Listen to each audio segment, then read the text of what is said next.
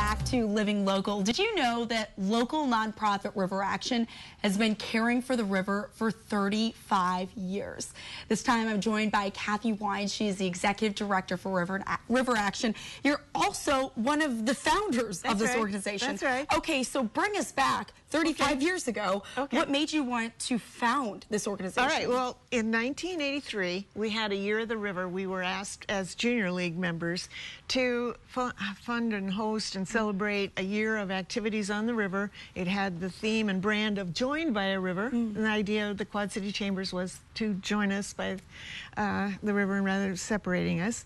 The days were they just flew by. We had so much fun. We started in January by putting up a teepee on the tip of Arsenal Island, cooking chili and cocoa, and getting all the scopes we could from the U.S. Fish and Wildlife and birders, and bringing people down to look at the eagles. And we had something every month till the end of that year. We took a survey and said, did you participate in anything in the Year of the River?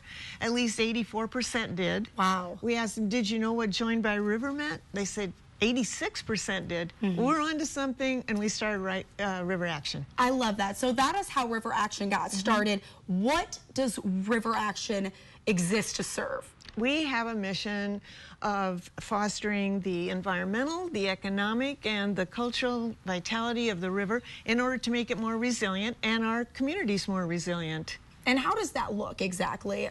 Practically speaking, how are you guys out in the community making sure that the river stays operating? Well, that is a complex issue because it's always a challenge to educate the public. Of course, we always feel like if we're making river stewards of people, they will want to care for it. And to do that, we have a lot of activities. We have events all summer long, a lot of educational opportunities. And sometimes we initiate new things to raise money for new programs and projects. So it's multifaceted. Yeah, quite the undertaking, Kathy. It is. How is River Action a catalyst for change? Well, a catalyst is something that speeds up change or new conditions and programs and projects. And for example, what we have done in the past is we started the water taxi. And so we wanted to make the river more lively. We did it. We built one and ran it for 3.5 years and handed it off to Metrolink. Debt-free, and went on to something else. Wow. But that was a catalyst for that kind of change. We did the design for the pedestrian bridge across the Sylvan Slough in order to get people thinking about crossing the river on a trail. When we did the design, that led to the money to get the bridge built. That was the catalyst that made it happen. There are several examples. So right now, what we're doing is some activities in the next year that will be that kind of thing, we hope. Yeah, some exciting things on the horizon, Kathy. What are some fun events that people can look forward to? Well, we're having a 35th anniversary of Ride the River. That was the first year we did that 35 years ago in order to get public access, more trails. So we're continuing to do that. With the 20th anniversary of the golf cart tour, we have added a tour for next year. We do 5 now, but we'll add one that involves the Duck Creek Trail Loop. And why? Because we know that the 5 miles that are missing in the gap that makes the total loop of the Mississippi River Trail and Duck Creek Trail needs to be built. So once we do the golf cart tour and introduce it to 1,000 seniors, then maybe that advocacy will be the catalyst to get that gap filled.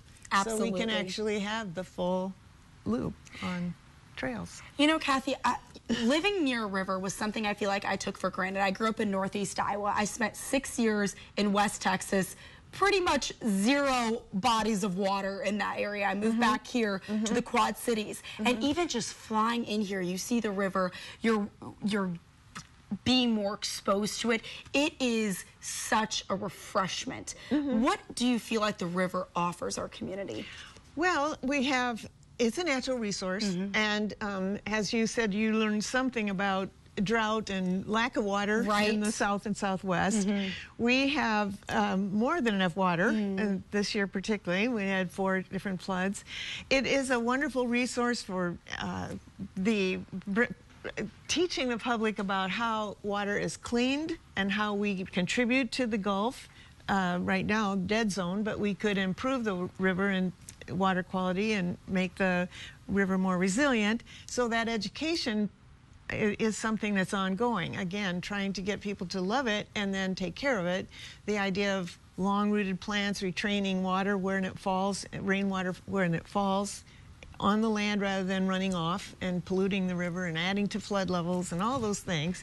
It's a wonderful resource for tourism. We have a lot of folks coming here for just the purpose of seeing the river and being along it. And public in development, good design in public riverfront development is important.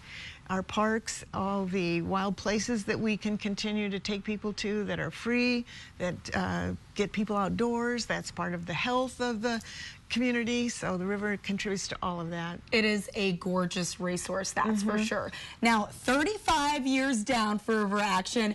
As you look forward to the future, what do you think are going to be the main challenges that are going to be coming up in the next 35 years? I think there are plenty. I just spoke this morning with a artist who's coming to speak at our conference here this 24th and 25th of October, our Upper Mississippi River Conference. Her name's Mary Miss, and she's done a lot of work with environmental art. And what she does is look at science and how it can be paired up and collaborated with artists, scientists and artists, to change public opinion. I think that's something that I really look forward to doing.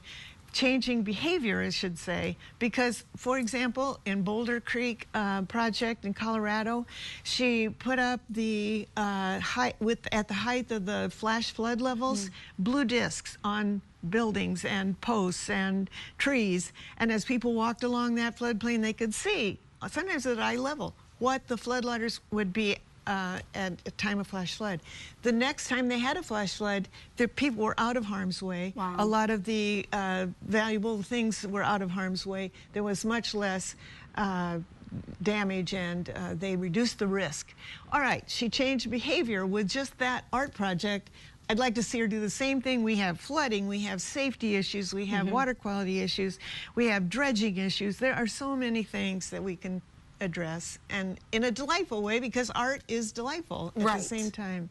Well, that's a wonderful opportunity for people to get engaged with River Action and to really promote change. Yes, that's what we want to do.